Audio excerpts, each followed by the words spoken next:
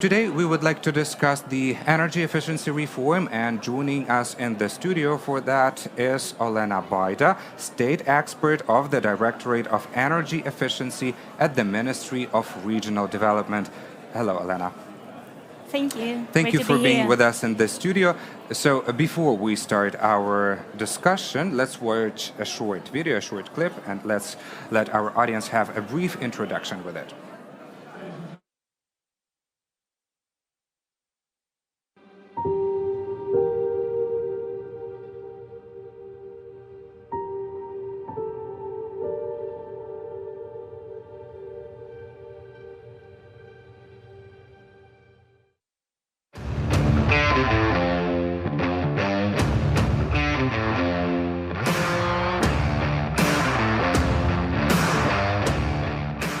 Наш будинок – яскравий приклад реновації застарілого житлового фонду. Після 2015 року, протягом 4 років, ми вперто йшли шляхом модернізації будинку. Замінили ІТП, утеплили перекриття між останнім поверхом і дахом, відновили працездатність системи гарячого водопостачання, замінили вікна, двері в місцях загального користування. Результатом цих заходів стала вартість опалення в будинку, яка дорівнює в середньому 8 гривень за опалювальний сезон на квадратний метр. А і результат свідомості людей, їх ментального зламу на шляху до впровадження сучасних технологій.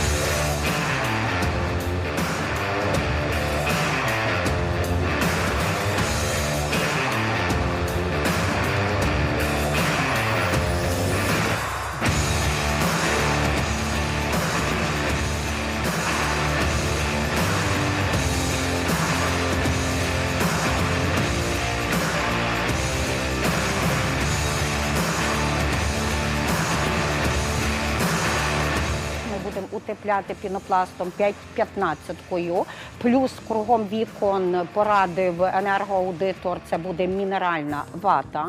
Будемо, ще раз наголошую, встановлювати ІТП з балансорегулювальними клапанами по стояках і утепляти труби. Попередньо ми плануємо витратити близько 4 мільйонів гривень. Очікуємо зменшення тарифу на тепло, приблизно в 30%.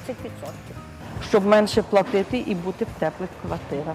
Наша ОСББ отримує 60% від фонду енергоактивності і 30% по програму міста. Мені вдалося легко переконати співвласників взяти участь в цій програмі, тому що вони побачили результати роботи.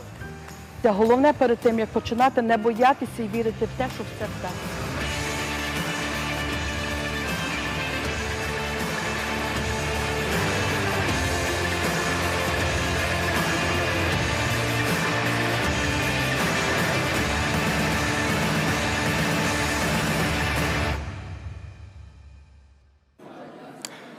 So we see that energy efficiency reform is crucial for Ukraine, as Ukraine imports 60% of its energy from other countries, and mainly the biggest exporter of this energy to Ukraine is Russia. So this is a matter of our energy security and energy independence. We understand that. So probably that was, well, actually that was the reason why this reform has been launched a few years ago.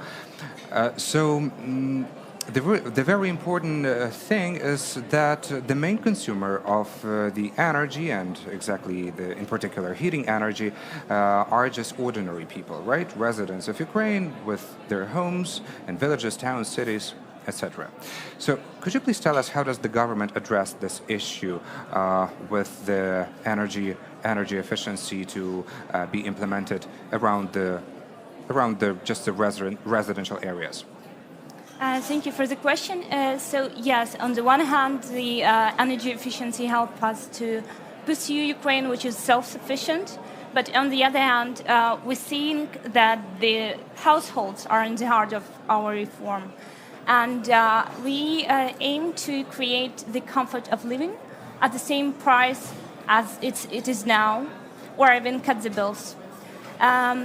In fact, the households consume 1/3 of the whole energy consumed by Ukraine. And this is a great amount. Yeah, it's a comparative amount to the industry, which is quite shocking. And 55% of that energy goes to heat. So therefore, the focus of the reform was the residential buildings. But these residential buildings, we know the Ukrainian realities. Most of the buildings are the legacy of the Soviet Union. So basically, which means that they are not well maintained, they are old, and probably the loss of heating energy is very big. So could you tell us the figures about this loss of heating energy? Yeah, that's true. 60% of energy is wasted in the whole heating system. And 50% of that energy is wasted exactly at the level of the building. This is a tragic that's true. aspect. Estimately 70% of all buildings were built before 1991. And they basically leak energy. This is the problem of their age, but also of the building norms. Because at that time when they were built, there were not such efficient technologies, efficient materials, and which creates a big problem and a big challenge. How does the reform change that? The reform has, I would say, a quite complicated architecture. So we've already talked about, with Victor, about the energy efficiency fund. It's the heart of the reform, but it's only one of the pillars. So and it's the newest establishment, so that is why we have to talk about the previous programs also, yes. Yes, so in order to promote this reform, we also have to create the infrastructure for energy efficiency. First, it was the regulation of the ownership rights within the multi-apartment buildings. So we also have the Soviet legacy of the mindset that your property ends at your door of your flat. Yes, and you don't care about anything else behind the door. So one of the laws which was passed in 2017 regulates how do households have to relate among themselves within the buildings. Who owns what? Who owns the engineering systems? The other pillar of this reform is metering. You cannot save energy if you do not know how much of that energy you consume. So the law on commercial metering of heating and water was also adopted. Then, even if you have a meter at the level of your building, the building itself is a black box. So you do not know where exactly the energy is wasted. So you need to make a diagnosis of the building, and in order to know what measures should be taken on the first hand. And also the law on energy efficiency of buildings was adopted. It created the market of energy audit. So it created conditions.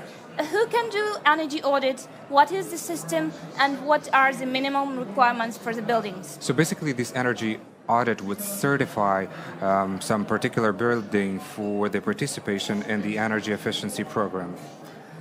Yes, but if we talk about it not only in sense of using it for energy efficiency fund, but the energy audit itself, it's kind of a picture of a house. It shows like an X-ray, right? Yes, exactly. So basically, this energy audit is a pretty new thing for Ukraine. We know that it has been launched it has started operating since the 1st of July, basically a few days ago, so we still cannot really measure any results, right? But could you tell us about the scheme, and could you tell us about the importance of this energy audit? So this is going to be like a procedure before applying to the energy efficiency fund? Yes, but if I may correct you, it did not launch only on the 1st of July. So the law already worked for 2 years. So what we started right now, we started teaching people. We created a methodology how to calculate energy efficiency. we created the form of the energy certificate. And now, from the 1st of July, it becomes obligatory for certain types of buildings.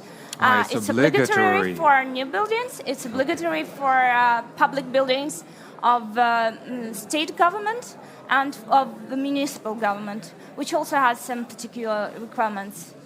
And yes, in order to receive a grant by Energy Efficiency Fund, you should provide an energy certificate, which also covers the measures which are suggested for a homeowners association to be taken.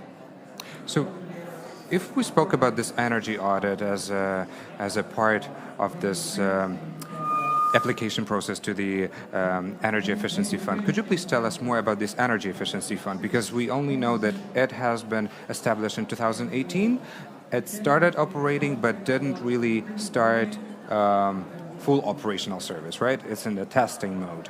So could you please tell us about that? Whom is it working for or with?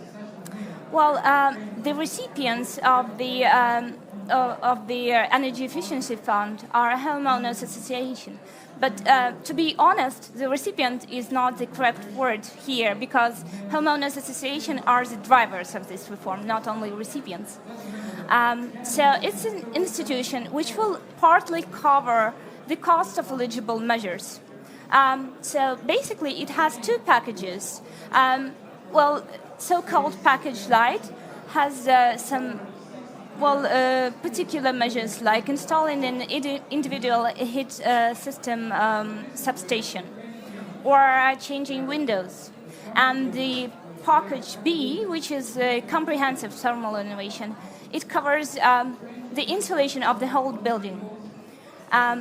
So at the homeowners association, they do have choice which way they want to take, and they apply to the fund. They may receive a grant up to 50% if they take the package B, and 40% if they take package A, the package light. There are also some top-up grants for houses where there is the majority of the subsidies recipients, or top-up grants for first 300 applications. And also there is some additional help for first movers, which are the 15 first homeowners association who are now at the pilot stage. So basically, this fund addresses the question of energy efficiency on the level of homeowners associations, and also, basically, from what I understood, also when I was preparing for the interview, it will help to manage the funds which have been allocated by some international donors, not only by state but also by the international donors in the framework of this energy efficiency reform, right? Yeah, that's true. Could you please tell when can we expect this fund to be fully operational? And we will finish on this question because unfortunately we don't have much time for the discussion, but I hope that we can continue in our office, in our studio in Kyiv. So the fund plans to be fully operated from the September 2019, so it's a few months to wait. Well, we are anticipating for that. Thank you so much for your comments, and thank you for being a guest today in our studio.